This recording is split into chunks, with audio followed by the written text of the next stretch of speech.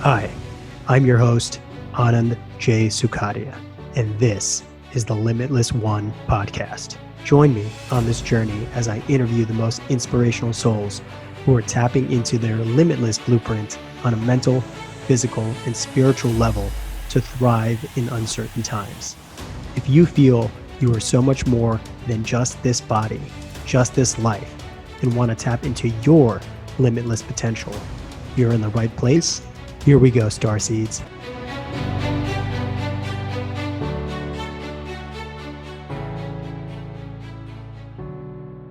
Do you believe that the universe continually nudges you until you realign to the path of your highest purpose? Our guest today was literally shaken out of her body to come to the understanding of what she was doing was not where she was supposed to be. This realization took her on an entrepreneurial, spiritual, and tantric journey that has completely transformed her life in the best possible ways in just 3 years. Linda Bogdanov is a former corporate data analyst turned soul purpose life coach and tantrika yogini. She works with clients to heal their body and soul from the inside out and to get clear on their mission so they can live a life of power, pleasure, and purpose. Welcome to the Limitless One podcast, Linda. How are you? I am doing fantastic, Anand. Thank you so much for having me. It is so beautiful to have you on. So just so the audience knows, you and I met, I don't know, like 4 or 5 years ago. You were one of our first clients over at Om Life Wellness, the wellness center I have here in Jersey City. And we've had some really amazingly deep conversations. And I got to witness such an incredible transformation in your life. And I really want to just learn all about it because it's such an inspiring story of how you kind of left corporate, went through some challenges, and you're living your best life. And the more you kind of get out of your comfort zones, the more you're expanding yourself, and it's just a beautiful thing to witness. So yes, I wanna kind of give the stage to you, and maybe you could tell us a little bit about your background. Yeah, wonderful. Happy to. And I just want to say that I am so grateful for you. I'm so grateful that I came across, you and your beautiful wellness center because I was floating all the time. Like I had one of those memberships, those unlimited memberships, I think, and I tried to go once a week. I was like, if I could go every single day, I would. And and it was part of my early journey of realizing that I could become an entrepreneur in those float tank sessions. I had so many ideas, and so I'm forever grateful. And then we've continued to be friends, of course, and you've shared so much more wisdom that's impacted me as well. So I just want to say thank you. I'm again so grateful for you and just you're like for opening your heart to me and to so many of your customers and everyone you meet. So yeah. Thank you so much. I appreciate you. And I actually remember the actual conversation we had. I think it was after one float. You told me you got out of the tank. We're sitting upstairs in the lounge, and you're like, "I'm going to quit my corporate job." And I'm like, Did "What?" I say Yeah. that is amazing? Oh And my you said gosh. it very matter of factly, and I was like shocked because you just like got a promotion at the time, and you were like excited about it, and then you're like, "Yeah, I think I'm ready." Wow, I don't even remember that. I do remember writing, like I was journaling after each session. And so I want to go back to my notes now, but I'm like not that surprised, but also like I'm glad that I ended up doing it eventually. So um yeah, I had so many different experiences and that can be a whole nother conversation.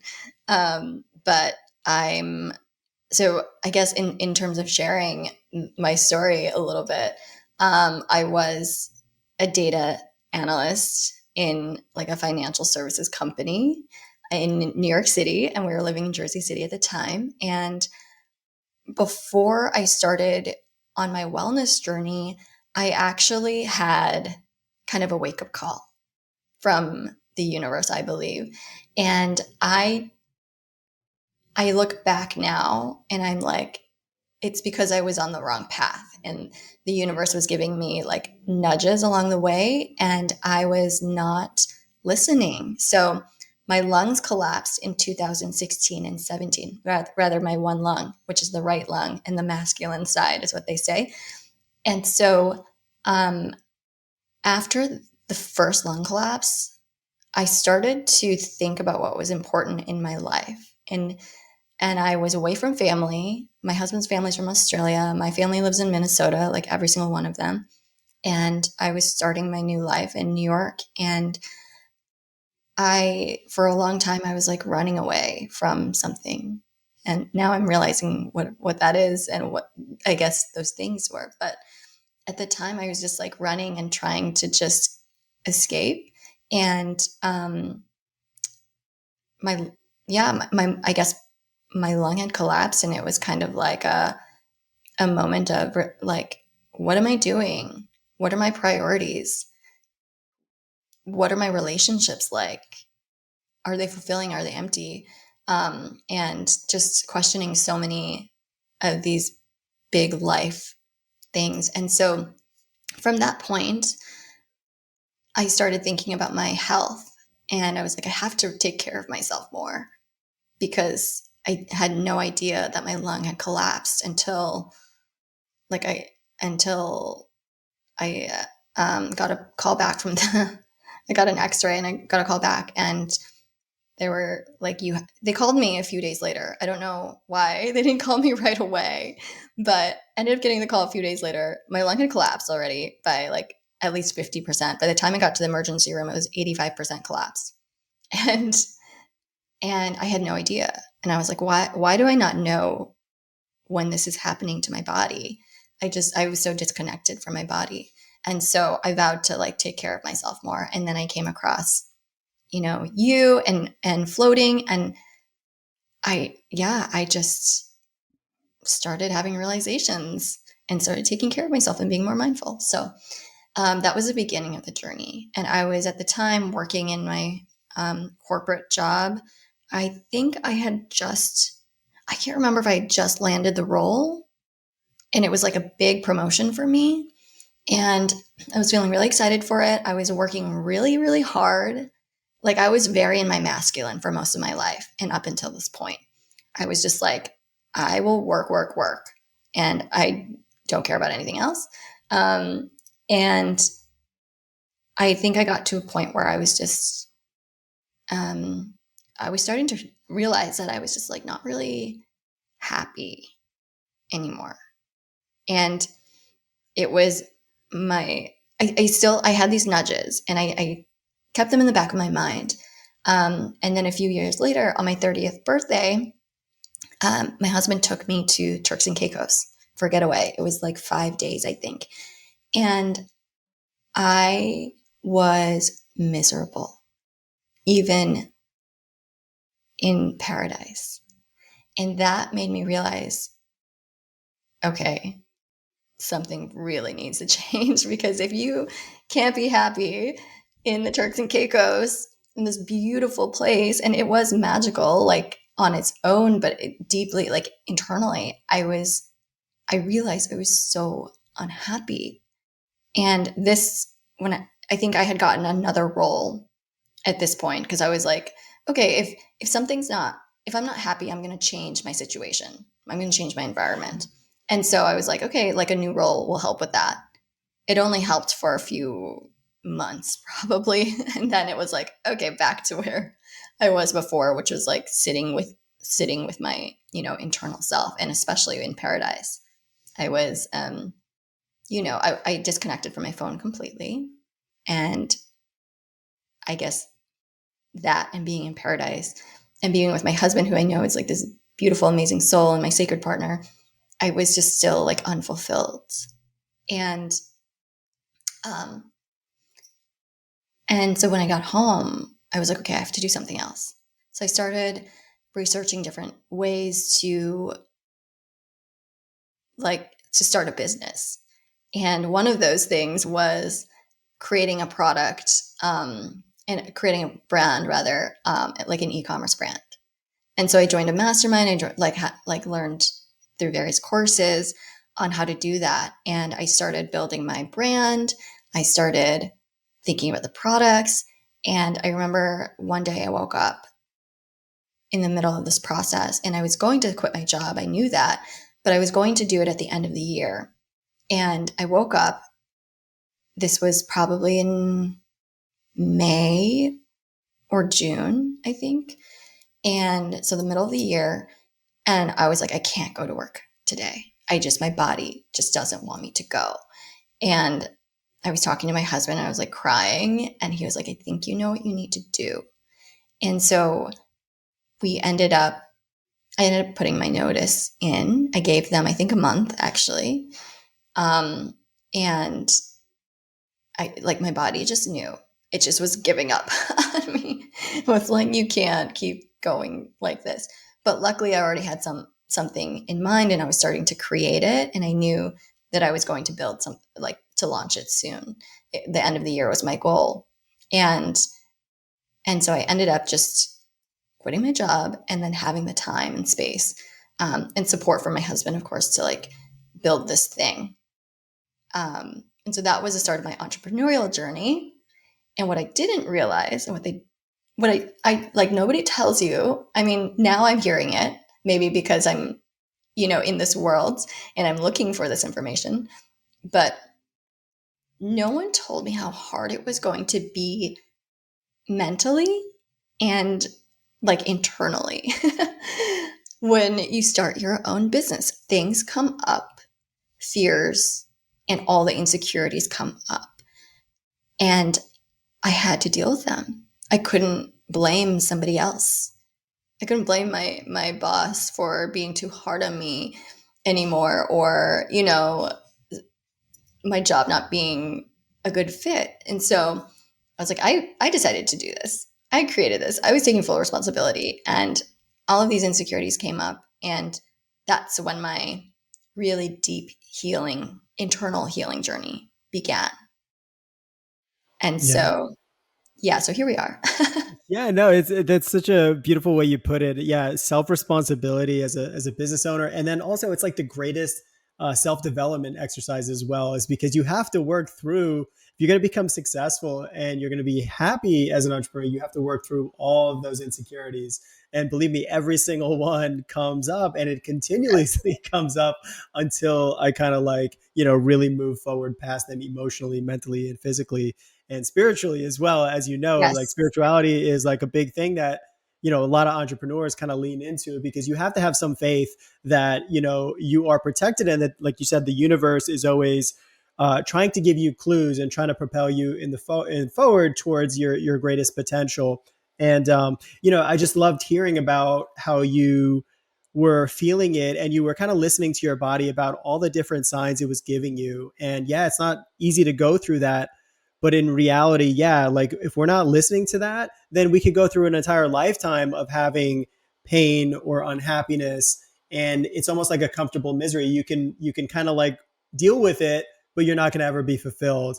And then there's those like yourself who decide to take the moment and say, you know what, no more. And that's when you declare a new life, is when you say, okay, I'm not going to live this previous version of me. I'm going to become a better version of me, a happier version of me, a more fulfilled version of me. And it doesn't happen, like, for a lot of people, until you hit absolute rock bottom in whatever way, it comes, whether it's health, whether it's relationships, whether it's, family, whatever it could be. There has to be some kind of catalyst. So a lot of times people say, oh, that was my worst day. Yeah, you can look at it as that, or you can look at it as your absolute best day, where you decided, I'm going to be a different person. That's very true. Yeah, it's very true. And I think that a lot of us, and me included, I felt like because my life felt so out of control, my upbringing felt so out of control and so chaotic, I felt like I had to be in control of everything, everything. And I think now in going with the flow, and we'll talk about this later too, but I just feel like I've surrendered more. And it's been actually really beautiful, that process of surrender, which I Yeah. think has been so hard for me to do. What does surrendering mean to you? Surrender means just knowing, like going through life in alignment and in flow, and kind of like listening to my body when it's time to kind of step in and change course, but going in flow and knowing that I'm going to be taken care of, that there are bigger forces out there that are going to take care of it if you're going in the wrong direction. And as a result of that, I think there have been so many more synchronicities in my life in a positive way than ever before, when I thought that I could control everything. And it's been a really beautiful journey, and to be witness of that, I'm like, okay, well, the more I surrender, the more beauty kind of comes my way. That's just been my experience. So Beautiful. And I remember, what was it, in 2020, I was doing some really short podcasts for the business, yeah. talking to people who are really like living their full potentials. And at that moment, I think you were just like a little less than a year into opening your business. And I really had to like drag you on camera that day Oh because my you gosh. were a Yeah. little bit uncertain about sharing your amazing story. But at the time, you were less than a year in. Obviously, you had the data analyst background and skill set, so that really helped you in your entrepreneurial journey. Creating a brand and actually looking at all the data to see like how to kind of move the direction of the business in terms of sales, inventory, all this kind of stuff. And you at that point were like making just as much money as you were in your corporate job, and that's incredible. So can you talk a little bit about how you were able to scale so quickly in your business? Yeah, well, it definitely took our own personal kind of investment to put into the business. And I felt like it was a combination of leveraging data and luck in a way, because my first product was pretty successful, and I'm still running this business, as well as all the other things I'm working on. But I just felt like in some ways, I was actually still in my masculine, and I was like, I have to make this work, and I have to at least make how much I was making before. That was just my benchmark. And what was interesting was, I mean, it did well, and it's continuing to grow. But what was interesting was that I was starting to learn how to like manifest and learn about law of attraction and all of that stuff. And I was like, okay, I want to make this much money in my business so that I can have this much, like, I guess in revenue, this is how much I wanted to bring in, and this is the profit margins, and this is how much I would make. But what was interesting was every time I would try to do that, I would end up getting the income, but not in the way that I wanted, not through the business. It was through like my husband instead, him getting a bonus or an increase in his role or a new role or whatever every time. And I was like, can I, can you give it to me? Can I be the direct, You got to be and specific. yeah, sometimes yes, sometimes no. Yeah. So learn about that as well. And I'm like, okay, what's going on here? Like, I'm just gonna trust this. And yeah, and we can talk more deeply on that topic as well. But I I wanted so badly for the business to be that one thing that I do, but I realized I'm actually very multifaceted. And I don't know if you've heard of human design, Mhm. but I've been deep into human design as well. And I'm a manifesting generator. And part of Same my, here. oh, really? I think Yeah. that actually makes a lot of sense. Part of my journey is to be that multifaceted person, to have multiple projects, because I get bored so easily. I will start a new job or a new project, and 6 months in or a year in, and I'm like, okay, what else can I do? What else can I build? That's just how it's always been. And even if I look back at my corporate days, I was always looking for the next job because I would get comfortable and then want to keep, growing and learning and stretching. And so, even in this process of starting my business and wanting to make the income from that, I realized that there were other ways that that was going to happen. And that would lead me on the path I was today as well. So I think, what's great about human design is it just gives you permission. Like I already knew some of these things. It just gave me permission to be all of those things, to be multifaceted, to be the person that does things that nobody else has done or nobody else that I know has done. I'm kind of a risk taker and I'll try things and I'll like go on these different journeys and I'm not afraid to do it, but I'm meant to kind of be that person. And so I was like, okay, well, that's good. Everyone thinks I'm crazy, like my family that doesn't do that stuff, but that's who I am. So I'm going to keep doing it. Yeah, it's about embracing who you are, and I think that the human design actually shows you like a blueprint of like so many different facets of who you are. And the moment we start identifying ourselves as, oh, this is my job or this is my, city that I live in, like you're limiting yourself from everything that you're technically not, right? So then you start just going deeper and deeper into that identity. And the more you put your feet in the ground, the less you can kind of expand towards the sky. So I think that, one of the things that came to me in a recent ayahuasca experience I was telling you about over the phone is destroying the labels and destroying the identity that we think we are, because when we destroy ourselves every single night of our identity, then we can create from anew. And we can also look at people from a different perspective rather than always looking at them the same exact way. So I am all for it. And as a manifesting generator, I absolutely love new projects and like newness and getting out of my comfort zones. That's what like turns me on the most. Like I love, starting a business and creating it and wonderful, and it's running beautifully, but I still want to create, and I'm never going to have like not have that itch to do more, because Yes.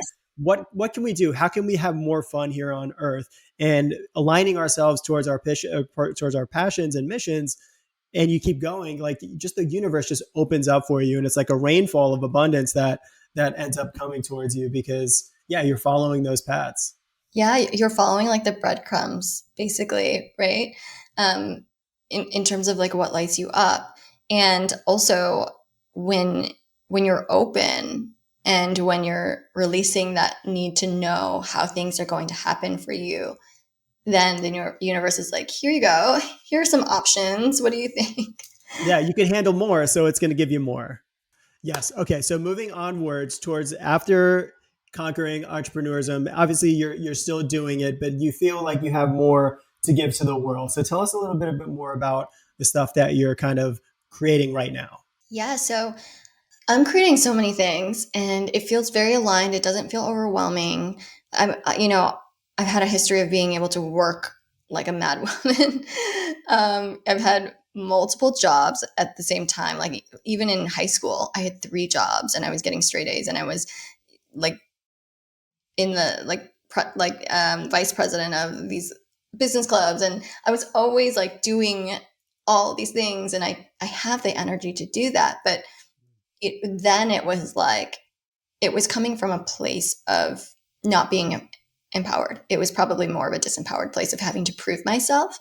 And now it's coming from a place of alignment and going in the flow and just working in this beautiful flow. And the way I got here, and I'll tell you more about the exact things, but the way I got here was through that journey of my entrepreneurial journey and the hard moments of that journey, because I launched February 2020. And so there have been a lot of challenges, lots of beauty as well, lots of realizations. And on this journey, I was also just learning about how to deal with these things, how to deal with the insecurities, the failures, and all of that was coming up. And so I would sign up for courses or I went on retreats, and I really just started to expand in the spiritual path and healing path. And I went on this amazing retreat in Portugal, and she's still my teacher today. And I deeply connected to the person that held the retreat.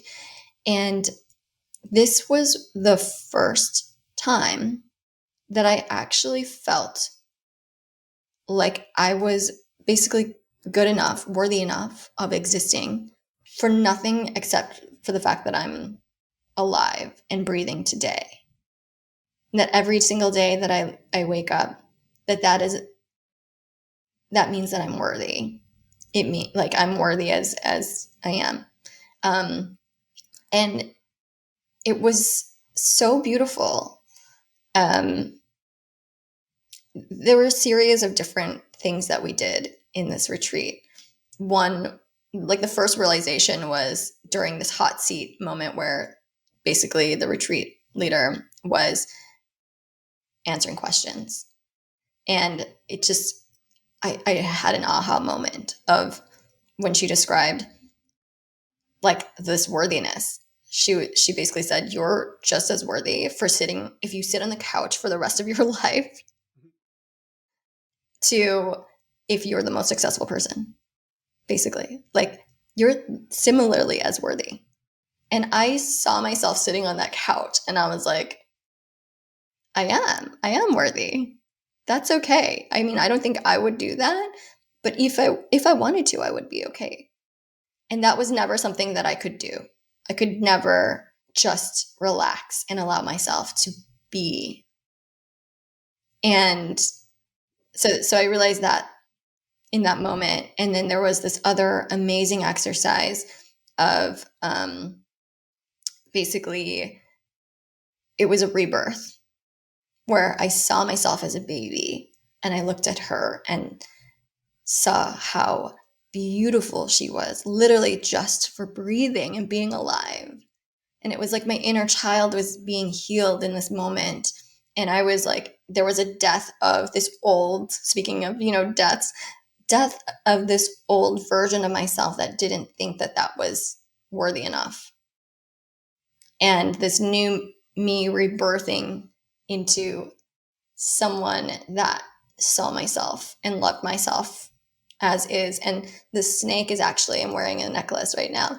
The snake is a symbol that I really connect with and have since then, because it represents that kind of, how a snake sheds its skin constantly and transforms. And the snake also represents the divine feminine as well. And so, and wisdom. And during, when I got back home, I realized how free I felt without the revenue numbers, without the titles, without, anything.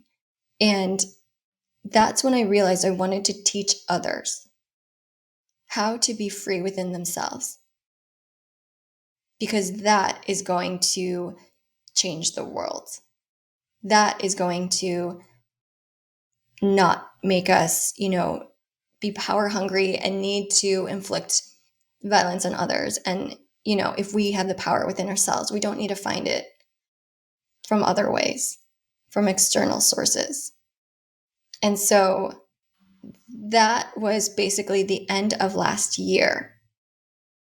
And I had my ayahuasca journey after that as well. Like shortly after that, I was doing so many things. I was like, yeah, sign me up to this. Because I know. Was it all planned out or it was just impromptu? Okay, I'm just the next year is going to be all growth for me. Impromptu. Yeah. Some of it I had to sign up for in advance, but I didn't really know what I was getting myself into. I just thought, this feels good. I was checking in with myself. This feels good. I'm going to do it. And had no idea what to expect from the retreat. And then somehow the ayahuasca came shortly after in a really beautiful way. And that was if it happens, it happens. If it doesn't, it's fine. But she wanted to work with me. So, so it happened. And so from that journey, I think I've kind of started to say yes to more aligned things. So I started doing a Tantra yoga teacher training earlier this year. And then I also became a Dharma certified coach, which is like a spiritual and life coach, basically. So yeah, I was just following the breadcrumbs, basically, to get me to where I am today. And we can definitely dive into all of those things. Yeah, let's start with the ayahuasca experience. Why do you, like, first of all, why did you decide that this was the next path on the journey for you? And tell us a little bit about it. Yeah, so ayahuasca had been in the back of my mind for at least a year, maybe two. And um, it's really interesting because I'm not someone that does like recreational drugs. I don't I don't participate in that. I've never really had. I've always been afraid of it, actually, probably because of my upbringing. Um, but when I heard about ayahuasca, I was like, it's for healing, and it's plant medicine, and it's supposed to be a beautiful experience, and everyone's experience is different. Um, but I felt very called and drawn to work with ayahuasca, even though it's like kind of the most extreme thing. It Yes, was diving like into the deep end for sure. I can be a very extreme person. That's kind of my personality. If I feel like it's right, I'm like, yep. And one of one of the biggest reasons I actually thought I wanted to work with her was because I wanted to heal my ancestral lineage of their trauma. And they say when you do the healing work, you heal 7 generations before you and after you. And I was starting to think about growing my family and becoming a mother. And so I wanted to do this experience. I wanted to have this experience before bringing life into the world because I knew that I had some things to clear and work on. Um, and so, and also, my family, my mom, my grandma has had a lot of recent trauma in Cambodia. And so there's definitely impacts in my entire community, the entire Cambodian community. Um, and they don't talk about it and they don't know how to deal with it. It's very traumatic, and that's probably why. But I was like, okay, if I can do the work and it will help them, then I'm going to do it. I'm just going to dive in. I'm not even going to think about like the other things. So that was the main purpose for me in wanting to work with ayahuasca.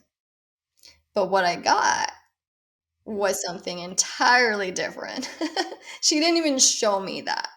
She didn't even want me to see it. And I had two ceremonies. And the first night, I had all of these intentions. And you can go with intentions, and sometimes she'll answer them, sometimes she won't.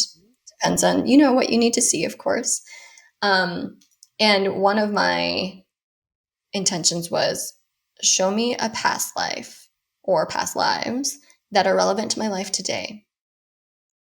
Um, Show me what is my truth versus what society's truth is. What I thought was my truth but wasn't.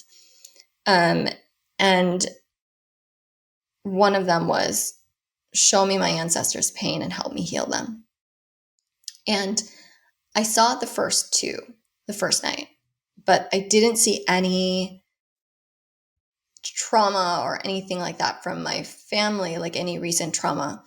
And the next day I said to the facilitator, what I had a really beautiful experience. It was more of a astral journey, visual. I'm very like clairvoyant, so I can see vivid images.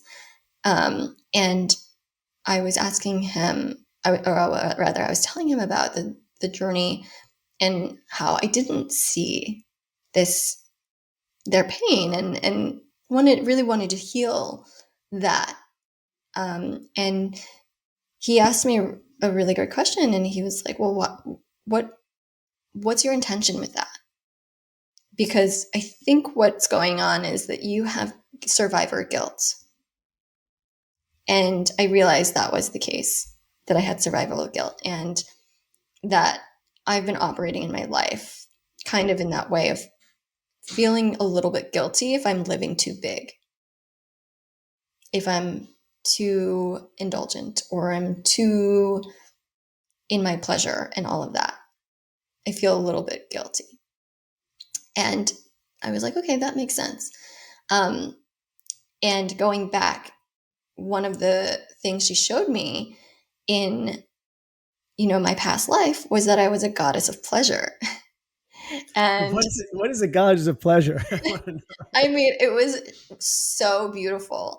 I'll set the stage basically. It seemed like it was back in like the Roman Empire days. Like I had this palace. I was this goddess who was in gold, like this flowy gold outfit, and I was like the queen of this palace. And it was a place where people could come and feel safe in their pleasure in whatever way that meant to them. And it was my place, and I just had these events where people could come, and they were dear, like they were like my family. They were people I really, really cared about. And it was the community that I had created in this past life, I guess. And they came to like heal, like they came to be in their pleasure, and they came to heal their like sexual trauma in my space. And then what I saw, which makes sense to me now, was that these armed group of men came and destroyed my palace and my place of pleasure. And they burned it to the ground, basically. And afterwards, I was like, okay, that was a very interesting past life, download. I don't know what this means yet, because at the time I was afraid of showing up as a healer at all, or as somebody in her pleasure to everybody else. I didn't want to be seen. That was like in my shadow. That was just, behind closed doors. This is who I was. And the going back to that other retreat, that was actually the first time that I had awakened my sexuality too. It was at the very end. And I think it was because I felt so safe in this community, and I had that rebirth. And there was another exercise we did where I connected a sexually traumatic event in my life with all of these other events that happened later in my life they were all interconnected. And because there was so much trauma, it was all fractured, and I didn't associate all the things with that root. And I didn't even label that incident as trauma. I was like, I don't know if it happened, but I blacked out. Like I just couldn't handle it. And this was when I was a teenager. And what I think the most significant event after that was I tried to ask for help. I tried to tell somebody in my family about what happened. And they said, can you not tell anybody about this? So it shut me down. And from that point on, I allowed things to happen to me that I wasn't comfortable with, and that I wouldn't use my voice because it didn't matter. And so now going back, that's a whole lot of, stuff there that I just unpacked. But it was like the first time I connected the dots. And because I connected the dots and released that memory or that trauma in some of the exercises we did, I remember being in circle, the final circle, and this, retreat leader, she kind of channels different different guides in all of the circles we have, which happened every evening. And this final one, she called in the goddess. And that's when my goddess awoke. Like literally that. I was in flow. I was dancing. I was in one of my red dresses. And I was so in my pleasure. And it was so beautiful. And then my ayahuasca experience showed me in a past life that I was a goddess of pleasure. And then the second night, after talking to the facilitator and realizing I had survivor guilt, I was like, I'm going to keep it simple tonight. And my intention is going to be that ayahuasca shows me pleasure. Like, what does that even mean? And it was literally the best night of my entire life. I could go on like an entire podcast about this because it was so pleasurable. And I'm like, how do I bring all that back? How do I bring this pleasure into my life now and share it with others? So yeah.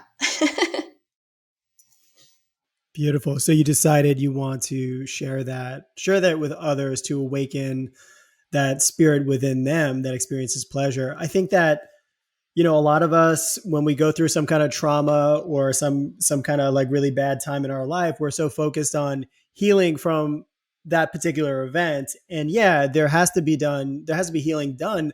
But also the other way to look at it is, okay, how do we ramp up the pleasure to kind of like shake ourselves out of that energy of being, whether it's being hurt or being a victim or being the past part of ourself, right? So when we lean into the other side, that's when like a lot of the healing can start happening. And I think that a lot of us suffer from or have suffered from issues where we feel guilty for enjoying ourselves or enjoying Yes. life or to really just spread our wings because we live in a society where there's eyes everywhere on you and there is a lot of like mental illness and that's talked about so much and talked about victimhood and all this kind of stuff, but there's not a lot of people showing the empowered lifestyle in a very healthy way, not like a show off Yes. way, like, oh, Yes. I drive $1 million cars and go on yachts and everything, but like just to really embody full happiness. And when you start doing that, sometimes you can get attacked.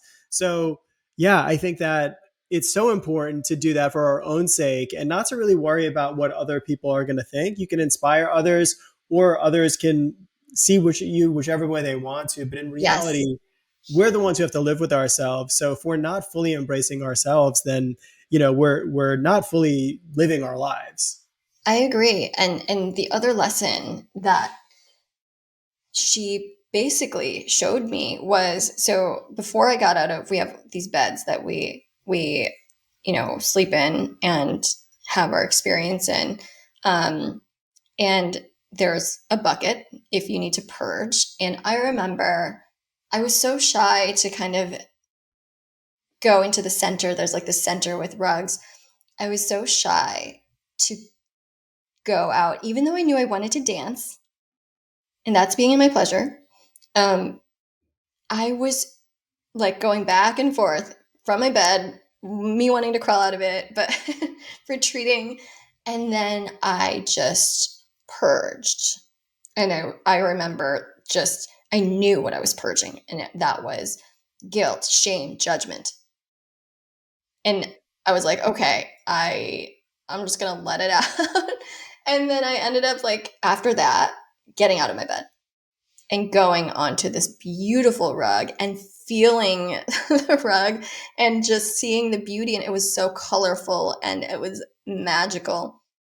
And and then I remember before I started dancing, which was one of the things that I love embodying now and was in my shadows about as well.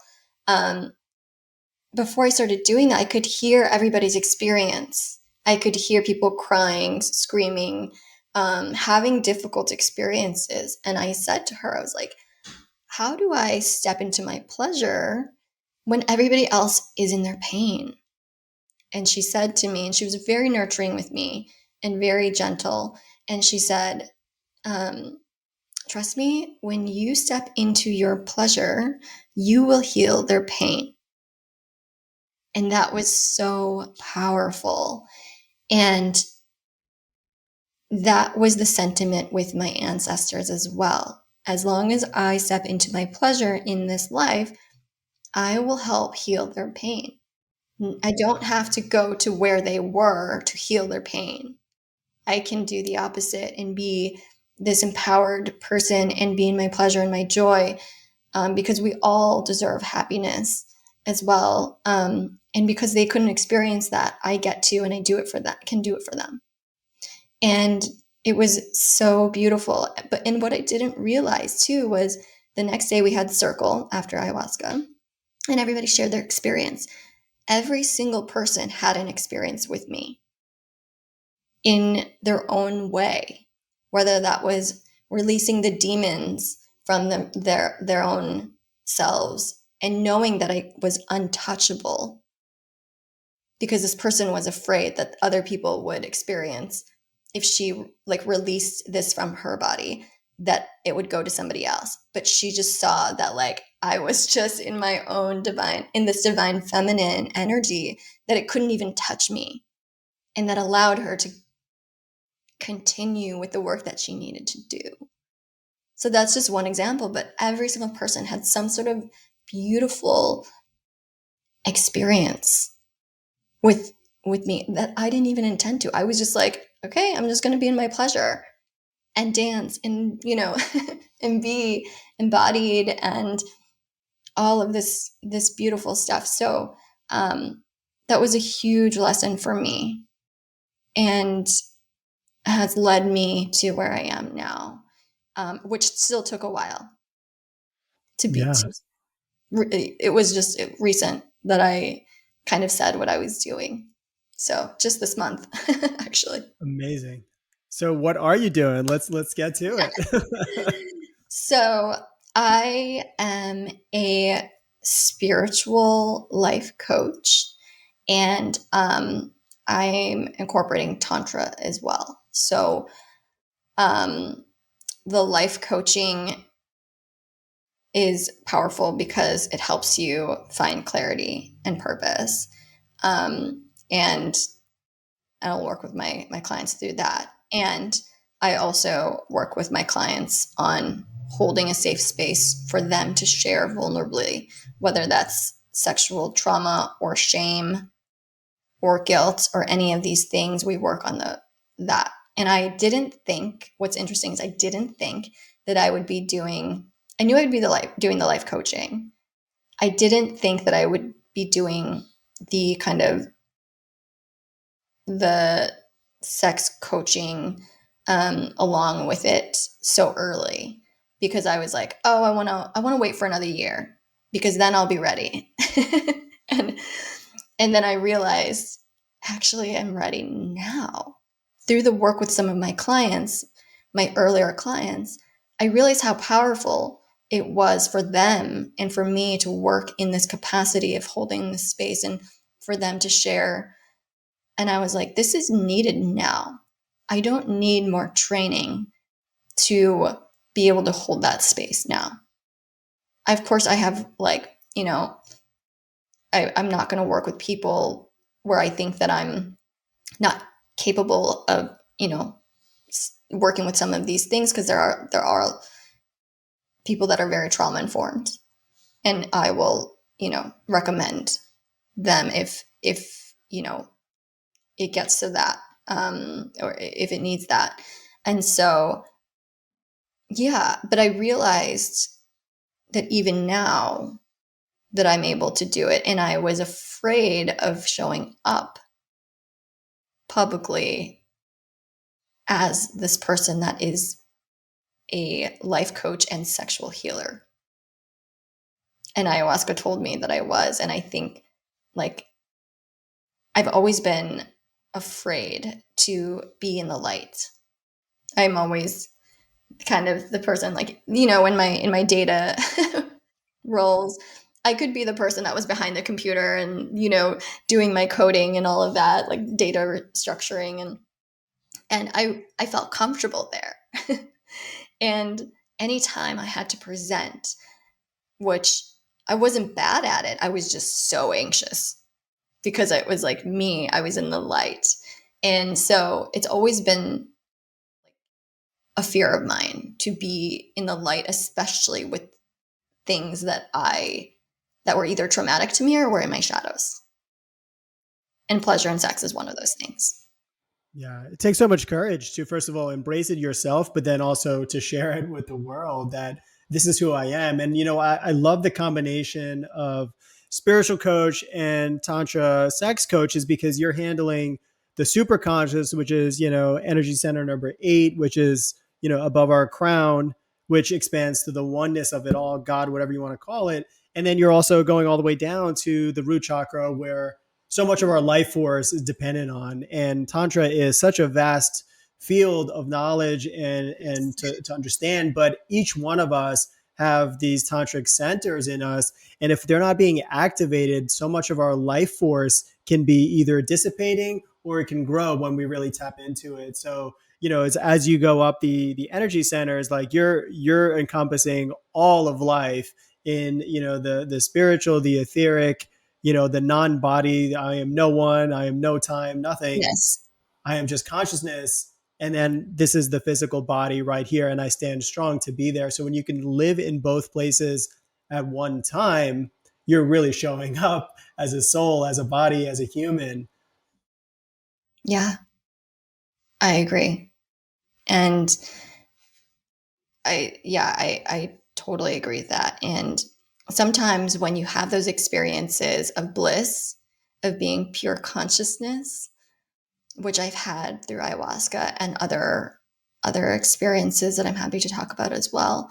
But when you have that, sometimes it is hard to want to come back because it's such an amazing feeling. But it's like that balance of knowing that is part of who we are and we can access it anytime, and being in, our human, living the human experience at the same time, because that's why we're here too. Yeah, totally. I look at it this way as like that super consciousness, when you feel the ecstatic bliss, enlightenment, these moments in plant medicine or through meditation, that is your home. You Mm-hmm. are forever have a dwelling in this place. Now, these lives that we live, we're here for this amount of time, maybe 100 years if we're lucky, maybe a little bit more with with certain biohacking things we can do Yeah. now. I'm definitely not turning into a machine. I've already decided I'm not going that route, but like we're here for an experience, right? So why not have a good time and have fun doing it and really fully enjoying and utilizing this body and driving every single last mile that we can on it? Because at the end of the day, it's just a vehicle and then that vehicle will perish. But what happens to this right here, this mind, this soul, this body, this consciousness? Where are these thoughts coming from? Do they go away or do they die with the body? I have a hard time believing they die with the body. So we're living in both places at Mm-hmm. once. We're just physically Yeah. and consciously here right now, but we can do a lot of stuff to kind of raise that vibration. So we start connecting higher and higher and carrying all that consciousness with us through our daily lives. Yeah. Agreed. And I think you said that really beautifully. And I would love to talk about Tantra as well in more detail on what it is Yes. and what it isn't. And actually about the energy body as well. Yeah, let's Um, get into it. So what is tantra to you? Because there's so many ways of describing it, but how do you view tantra? yeah, so there's definitely the way that I actually learned about it was through more of the neo tantra, like surface kind of level, in terms of the books I was reading initially. Um, and I was fascinated because, again, I was very much in my shadow, so I was open to learning about new ways of exploring sexuality. That was my kind of initial, but I never really participated in the neo tantra, which is the modern day view of it, and it's purely around sex, which is fine. But I was feeling called to look a little bit deeper, and I came across tantra yoga, traditional tantra yoga, and the place that I learned from is actually a place in India.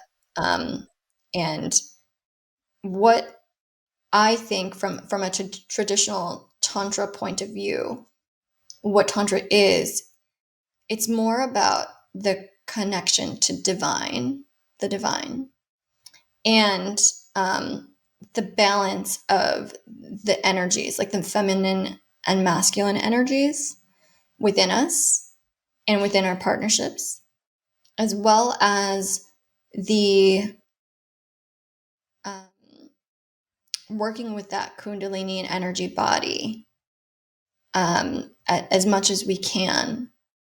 And then there's another element of Tantra too that is creating and treating everything as sacred. That can be sex for sure. And I've definitely worked with that, and it's very powerful. There are some exercises that I've used and want to work with in teaching others as well. But you can also have a sacred meal. You can also have a sacred moment. Something that I do with my dogs that I started when I was starting to study Tantra was I actually do grace with them before they have their meal. So I hold their paws. So I have two dogs. I hold their paws and I offer their meal up to the divine.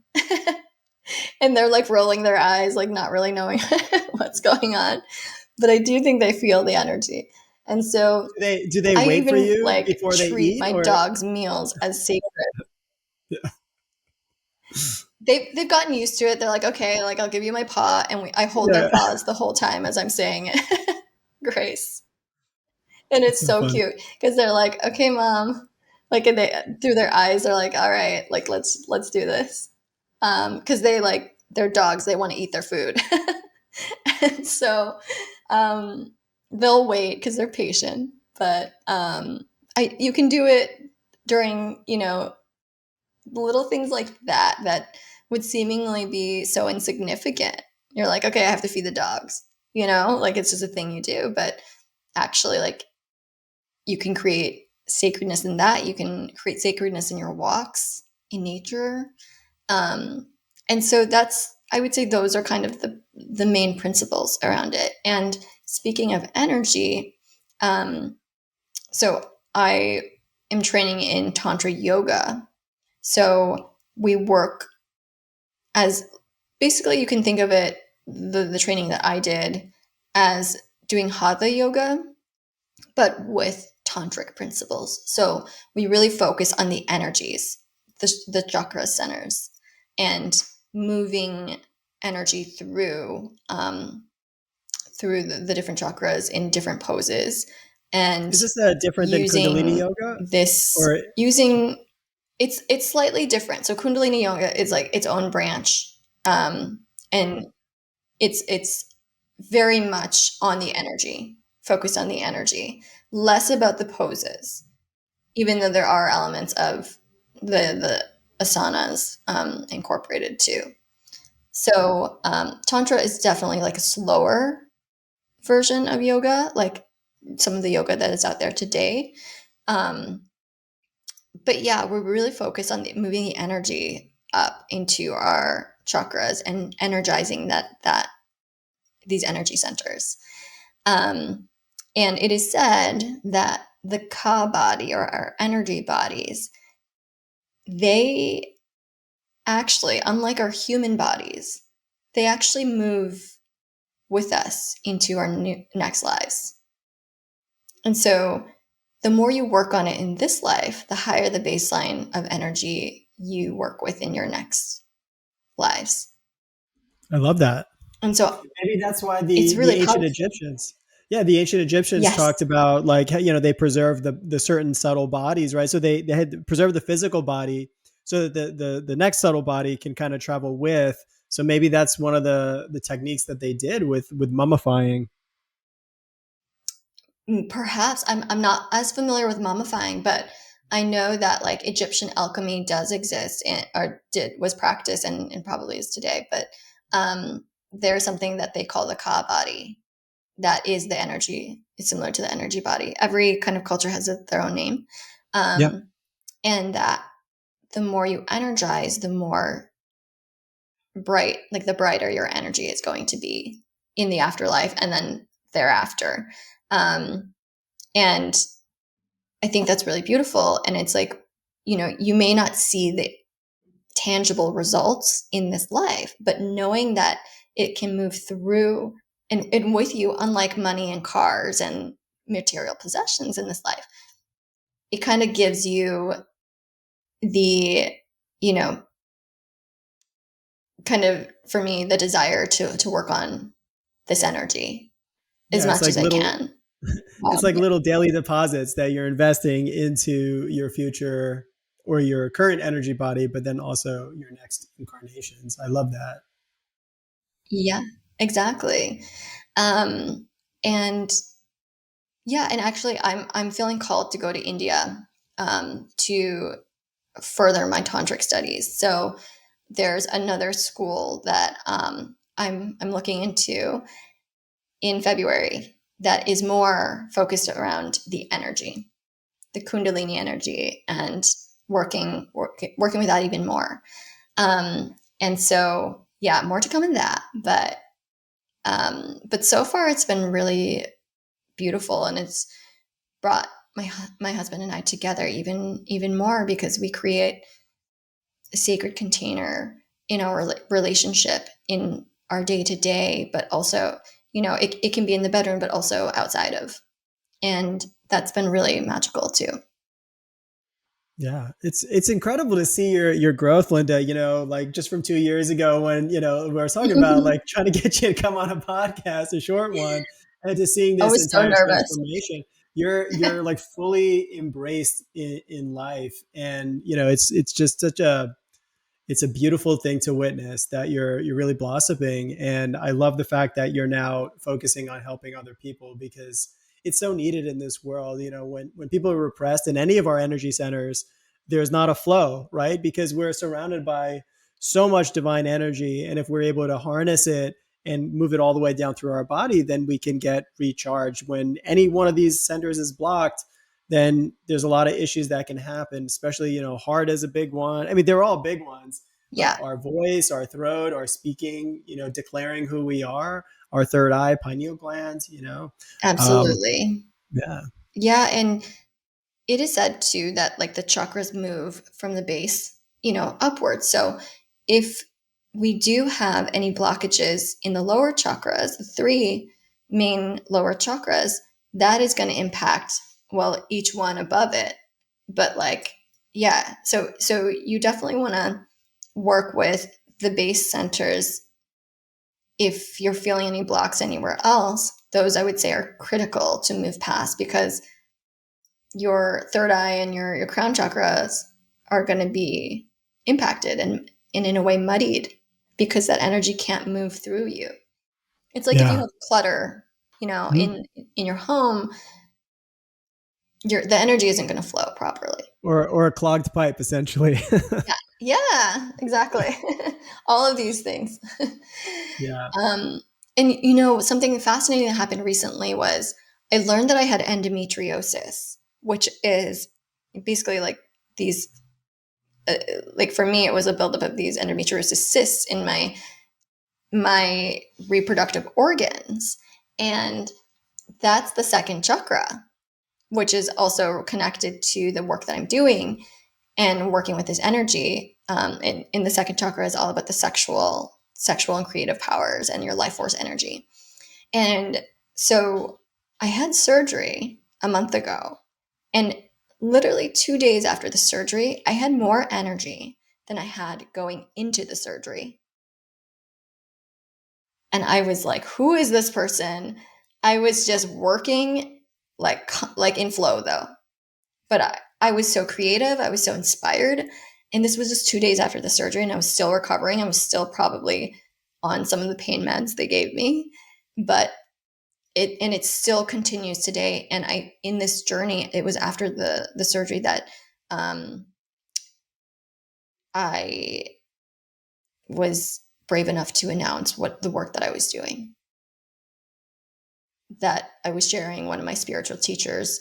And one of the most impactful teachers was Salma Sadora, who's now passed away. but she was a tantric coach basically.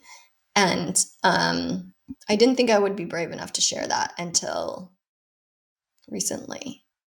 But it was almost like there was a clearing out of this, it was just cloudy. It was, you know, blocked. But even then I was able to work on it. But even now I'm excited to continue to do this work because I know it's going to be even more impactful. And something I've been working on as well is Kundalini activation process, which I am obsessed with. It is all about working with those energy centers and clearing and unblocking these centers. And it's such a beautiful thing because I was able to get to the level of bliss that I got to with ayahuasca in my Kundalini activation sessions. And in these sessions, you really don't have to do anything. You go and your intent is to surrender. You just lay on a yoga mat, and you're just supposed to surrender. And I've had the most magical experiences of downloads, like very vivid imagery downloads, feeling of bliss and connectedness. My body moves involuntarily every single time, and it gets crazier and crazier. Like I'm just shaking my whole system. Like especially at the base, I feel like I had a lot of movement there, like in the hips and the base, because it's like trying to get things out and clearing all the gunk there. And it's been so beautiful. And like, I'm so grateful for it. And the craziest thing happened after my surgery, which was a week after. Um, I woke up in the middle of the night and I had a spontaneous Kundalini activation on my own. Usually I go and there's facilitators that help kind of bring that out in you. But I woke up in the middle of the night and my body just did it. And I was like, whoa, this is powerful. And I've been feeling from the very first session, I felt called to work with this energy, the Kundalini, and this particular process, because the freedom I felt in these sessions and the bliss I felt without taking anything was incredible. And it doesn't always happen to everybody in that same way. Some people go and they don't really experience anything, or they don't feel anything, or they don't have movements or downloads or whatever. So everyone's experience is different, and it depends on like where you are in your journey as well.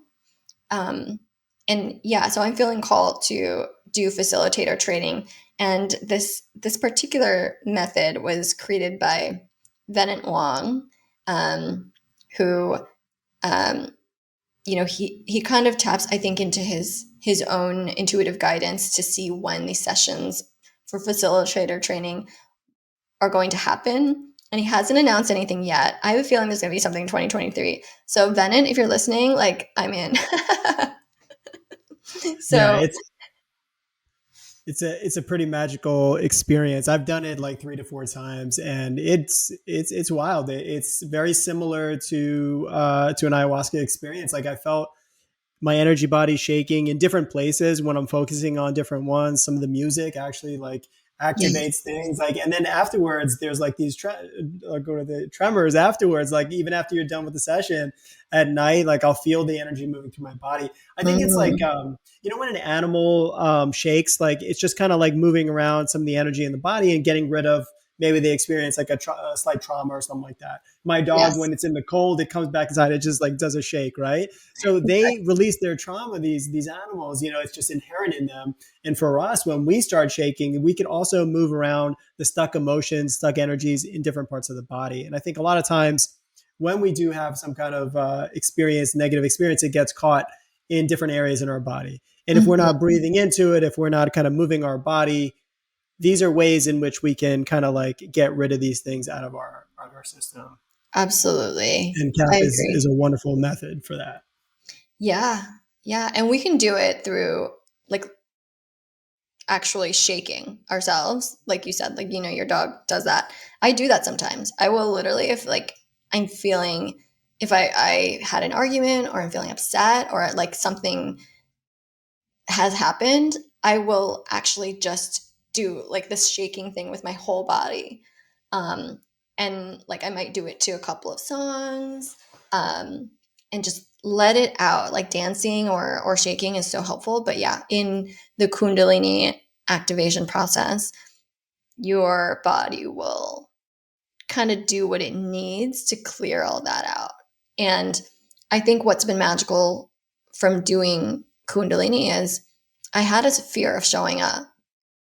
And um and I was doing Kundalini like once a week. I've done it maybe 10 times now. And one day I woke up and my fear was gone. And I've been sharing on social media like very, very vulnerably and all the things. I don't really hold back. But it was it was the end of November that I woke up and I was like, okay, I'm good. And then I just started sharing. And it was like, sometimes there are these things that happen as well that you're not really conscious of, but it's changing the way that maybe not the way you think, but it's changing some some belief systems in you that may have been stuck in certain centers, like, our first chakras are insecurity and fear and all of that. So, this was probably stored there and I just never could access it and release it consciously. But it just happened. And I was like, oh, okay, that's a great gift. Yeah, and what So, a gift it is to be able to release like immediately, and just like just the thought of an idea being with you and then it getting removed. It is possible to for a spontaneous healing, either physically, emotionally, spiritually. A lot of times in traditional, mental health, it's like, oh, you got to go to therapy for years and years and years in order for you to get through things. But in reality, we don't live in that world anymore. We live in a world where there's so many more emerging ideas, and things are now that once became were woo woo are now being proven by science. yes, So I am so excited about our futures because we can change the paradigm and heal ourselves. And all it takes is love, really. That's what it comes down to at the end of the day. The If you're having love in your life, allowing the love to come in and reflecting that towards others, really that's the biggest healer in this world. And I yes, always say love is the ultimate truth in this universe. I And agree. we just tap into that more for any of the answers that we need. Absolutely. Yeah. And that's beautiful that you said that because I also had like a download during CAP that it was through multiple sessions. And basically, I was told that I was letting fear dominate instead of love. And once I allow love to dominate, then I'll be, in my purpose, in my power. And so I think that's really beautiful. Absolutely. So, Linda, tell us a little bit about the types of clients that you coach, and what is your process essentially? Yeah, so it is evolving. It is constantly evolving. It's going to change in 2023. But I just finished recently a series of working with 6 clients, all different backgrounds, all different types of things that they wanted to work with. Um, and it was it was a 4 session series. I don't work with anyone for less than that. Just because you see, like in one session, you don't really see the changes, right? Necessarily. Because you can't really follow up and, it's just one time, even though I'm sure there are huge impacts on that. But I decided I wanted to work with clients for at least a minimum of 4 sessions. And they're all very different, like I said, and have all had massive breakthroughs. So some breakthroughs were, I just don't want to, I don't want to do what I'm doing anymore. And I'm going to go on this new path, which for some, that's a huge, like, I mean, if I had a coach when back when I was going through this, I would have made that decision so much quicker. And so within those 4 weeks, some of my clients were able to change course like within the next session. So we were primarily seeing each other on a weekly basis. I think it was like over the holiday season as well. So there were some exceptions where it was like, it might be 2 weeks in between instead of 1 week. But some of them were just able to have these transformational journeys like that. And I mean, they all had transformational journeys. I think there were many that ended in tears, even with myself, because I think our clients are also reflections of ourselves in some ways. And I saw that through one of my clients that was basically going through a journey of healing sexual shame. And the feeling of liberation this client felt was really powerful. And this particular person has been very successful in like society's eyes, like 8-figure kind of entrepreneur. And yet, there was struggle as well there in a different way, in ways that we maybe don't really give enough time to, or like appreciation towards healing that. And so I was able to just really provide a safe space for this person and for them to share vulnerably and to feel accepted. The acceptance is within, right? But like to have somebody helping you work through it is really, it kind of like helps accelerate that process of whatever you're working through, whether that's a life transformation or healing of any kind of thing or realizations. I think coaches help you just get there faster than your own. It helps keep you accountable too. So some sexual transformations, some like internal transformations of liberation, lots of coming into their own power and their own individuality. I worked with them, like each one working through their human design and North and South Node astrology. I think those are really helpful kind of guiding posts for that energetic blueprint of where you want to be in this world, where the soul wants to be. So like using that as a baseline, and then either like getting permission, like I said, for my own journey as well with human design. I was like, that makes sense. And yeah, I'm going to continue to operate this way. I've had a lot of aha moments with my clients too, where they kind of knew this about themselves, but then they heard it and they're like, okay, this is being echoed back to me and it makes sense. And now I'm going to like go full force into this because this is who I am. And yeah, and just working through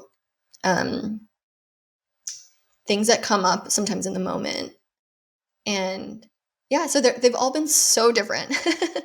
But what I realized as well, that in this next year, clients that I work with on a one-to-one basis, I'm actually going to work with them for probably a minimum of 6 months. And I was working with 6 clients at the same time. That number feels really good to me. Maximum probably 10 clients. But I think what I also want to offer at the same time is I'm going to be launching courses for this journey: life purpose, sex, money, coming to your own power, manifestation, combining all of those elements that have helped me step into my power, and make it more accessible to people as well. That's kind of the purpose of the courses. And then also I'm launching a podcast next year. All right. Which, would have been so scary for 2019 Linda, 2020 Linda. But yeah, launching a few different things because I think podcasts are great in giving access to like information that people need, and being able to share it on a bigger scale than I could on a one-to-one basis. And it's more accessible because it's free to that other person, right? So and I want to be able to share this.